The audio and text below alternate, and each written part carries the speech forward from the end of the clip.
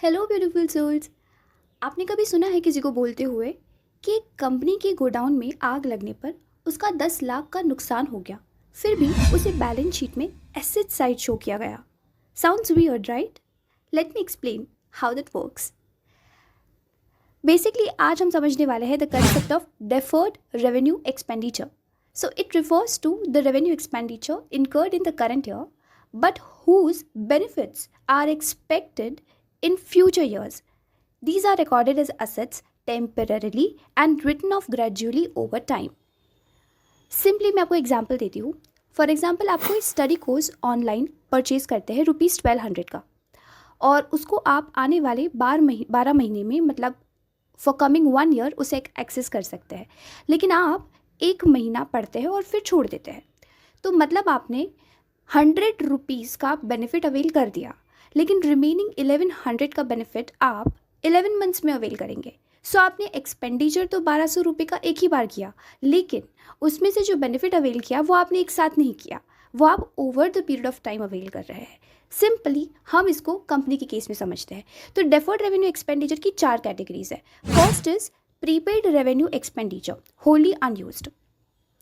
For example company ने अभी अपने ऑपरेशंस शुरू नहीं किए, लेकिन उसने एक वेयरहाउस रेंट पर लिया जहाँ पर उसका सामान भी अभी तक नहीं आया है, लेकिन उसने उस वेयरहाउस का रेंट आने वाले 6 महीनों का जो रेंट है वो एडवांस में पे कर दिया. तो ये हुआ उसका प्रीपेड रेवेन्यू एक्सपेंडिचर. तो ये है डिफर्ड रेवेन्यू एक्सपेंडिचर की पहली कैटेगरी. मतलब अभी तक वहाँ पर गुड्स नहीं आए, गुड्स बिके भी नहीं, और जो रेंट पे किया है उसमें से कंपनी को रेवेन्यू भी जनरेट नहीं हुआ है, लेकिन कंपनी ने उसका एक्सपेंडिचर पहले से ही कर दिया, और इसलिए हम उसे on the asset side show करेंगे इन द बैलेंस शीट.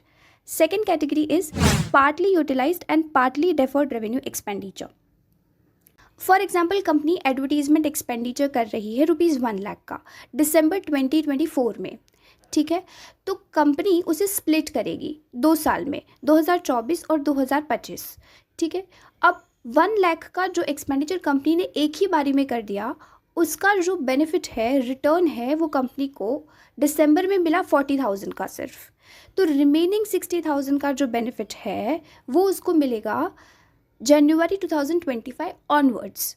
ठीक है, तो बेसिकली क्या हुआ, उसका 60,000 का जो बेनिफिट है वो डेफर्ड हो गया आने वाले साल में. तो ये है हमारी second category. Third is deferred developmental और प्रमोशनल एक्सपेंडिचर. अब जैसे कोई कंपनी है, वो खुद अपनी टी ग्रो करके बेचना चाहती है, तो उसके लिए उसने 12 लाख का एक्सपेंडिचर किया, ठीक है, एक ही बारी में.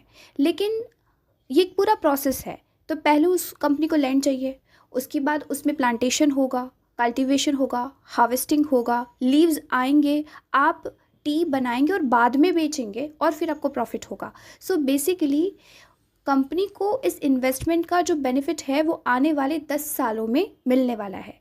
तो यहाँ पर हमने क्या लिखा है, they are written off in equal parts over multiple years. मतलब कंपनी क्या करेगी, इस 12 लाख को एक साथ एक्सपेंडिचर नहीं बताएगी, लेकिन हर साल company 1-1 lakh as an expense PNL में शो करेगी, और बैलेंस अमाउंट फिक्टिशियस एसेट में बैलेंस शीट में शो करेगी. ठीक है, सो बेसिकली 12 लाख को वो 12 ईयर्स में इक्वली डिवाइड कर देगी. So simply, this year company will show 1 lakh as expense and remaining 11 lakh goes into fictitious assets in balance sheet.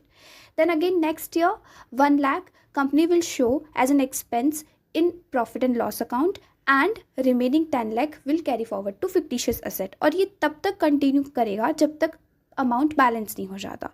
I hope it is clear. The fourth category is exceptional or abnormal losses treated as deferred. Now ये वही point है जिससे हमने इस shorts की beginning की थी. So basically ये वो एक्सपेंडिचर होते हैं जो नॉन रिकरिंग होते हैं और जो अनएक्सपेक्टेड होते हैं. जैसे कि कंपनी का मैंने एग्जांपल दिया कि कंपनी की गोडाउन में आग लगने पर उसके गुड्स सारे जल गए और उसका नुकसान हो गया.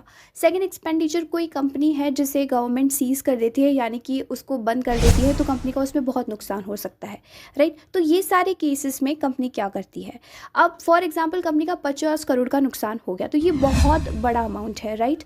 कंपनी इस एक्सपेंडिचर को डायरेक्टली प्रॉफिट एंड लॉस में शो नहीं कर सकती, क्योंकि अगर कंपनी ऐसा करेगी तो उनका प्रॉफिट नेगेटिव शो करेगा, which means clearly company loss making है, ऐसा दिख जाएगा। तो कंपनी क्या करेगी, इसकी जगह कंपनी ऐसे खर्चों को बताएगी अपने बैलेंस शीट में फिक्टिशियस असेट्स के अंदर। अब ये फिक्टिशियस असेट क्या होते हैं, ये रियल असेट्स नहीं होते, ठीक है। लैंड और बिल्डिंग मशीनरी की तरह ये रियल एसेट्स नहीं होते, इनकी कोई रियलाइजेबल वैल्यू नहीं होती, ये कैश में कन्वर्ट नहीं हो सकते।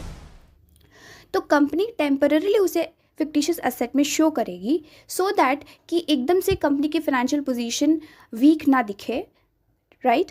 और फिर जैसे कि हमने थर्ड पॉइंट में समझा था, वैसे ही कंपनी क्या करेगी, हर साल वो 50 करोड़ में से 1 करोड़ वो एवरी ईयर राइट ऑफ कर दी जाएगी और बैलेंस अमाउंट फिक्टिशियस एसेट में कैरी फॉरवर्ड कर दी जाएगी।